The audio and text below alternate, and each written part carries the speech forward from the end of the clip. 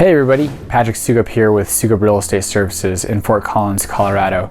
Today I'm going to go over buying your first investment property. Previous videos we've talked about what the median price of a home is here in Fort Collins and condo, as well as budgeting for your first house. So if you haven't watched those videos, go back, have a look, and also if you haven't subscribed, interact, like, comment. I'd love to hear your feedback of these videos. So taking those two videos into account, I wanted to address how one could go about getting involved with their first investment property. So jumping into it.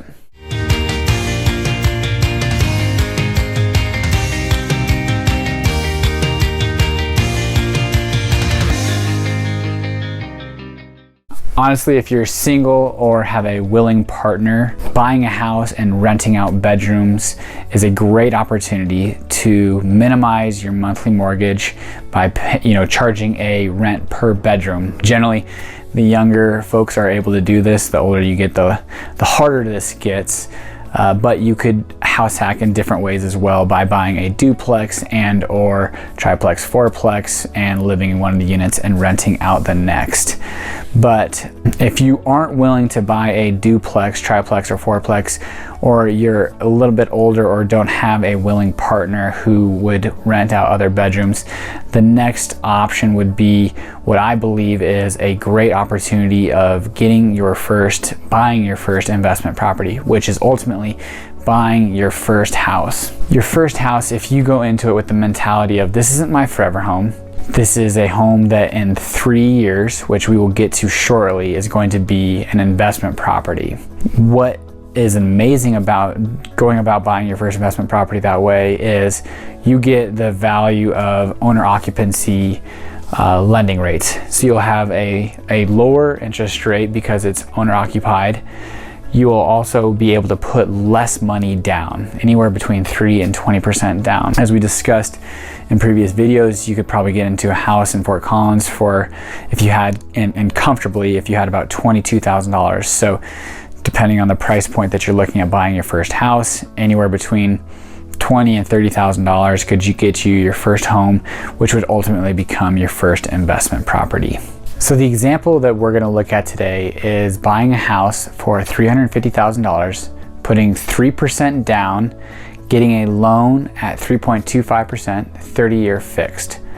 And what does that look like, assuming this is going to be a rental, and building a pro forma of sorts so that you can go into this property with some expectations. So we'll start with year one and we'll kind of jump through it. But what we're going to look at is the value of the property when you buy it, the principal balance, what the equity is, the estimated rent per bedroom, the debt service, operating expense, and because you're putting less than 20% down, PMI. So year one, $350, putting 3% down gives you a principal loan balance of $339.5, 3%. We're gonna start with an estimated rent of $2,000. We're gonna assume maybe it's a 4-bedroom, 2-bathroom bi-level. Your standard, beautiful rental, $500 per bedroom, maybe 1,700 square feet, so $1.15 per square foot.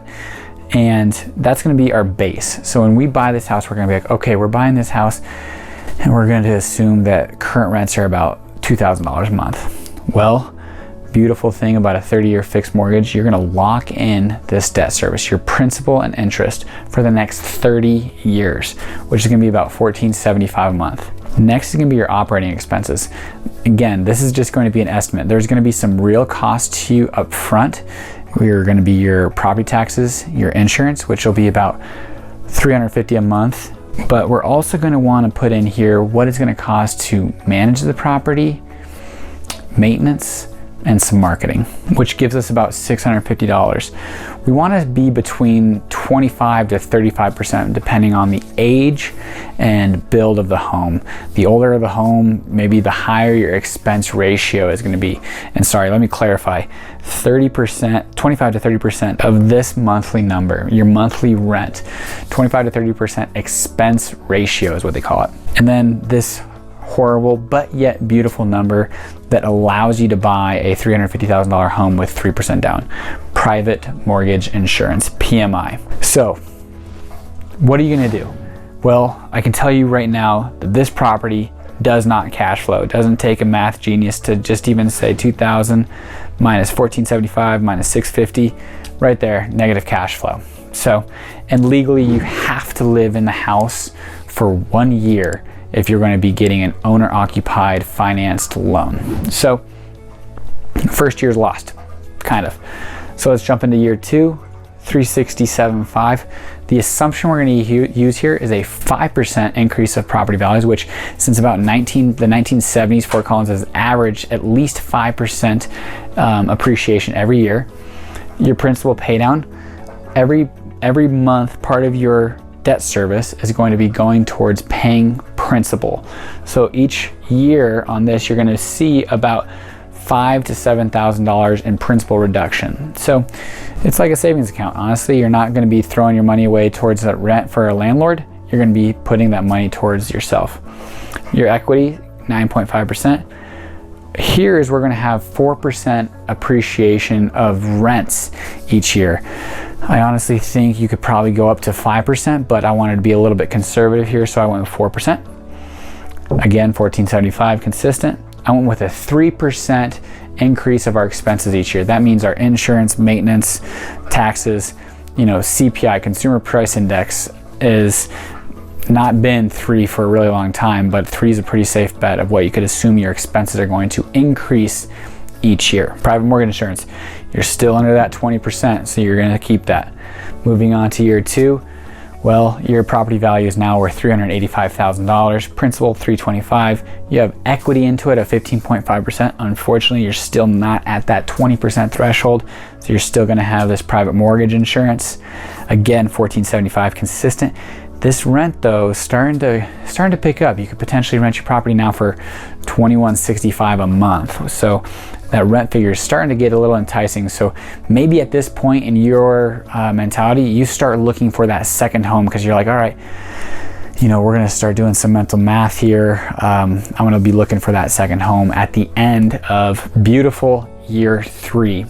So when we are talking about buying your first investment, which is going to be your first home that you will then turn into an investment property at the end of year 3, going into year 4, your property is now worth $405,000 from an original $350,000. You've got $55,000 worth of equity on top of your original purchase, not including what you've paid down in principal. Your principal balance is only $318,000. You have 21.5% equity. Beautiful. Private mortgage insurance, gone. Go ahead, call your lender, your servicer. They'll hate you for doing this, but you'll just go ahead and ask them, hey, I'd like to get my house reappraised, possibly get that private mortgage insurance. You'll be out $650, but you'll be saving $150 per month. You do the math, about 4 to 5 months payback. Rent on your property, that 4.2 buy level, 1,700 square feet, well, now it's renting for $2,200 a month. $2,250, sorry. Again, your interest rate's gonna be $1,475 a month. Your operating expenses have ticked up from $650 a month to $710 a month. It's an extra $60 a month in insurance, property taxes, the estimated cost of maintenance.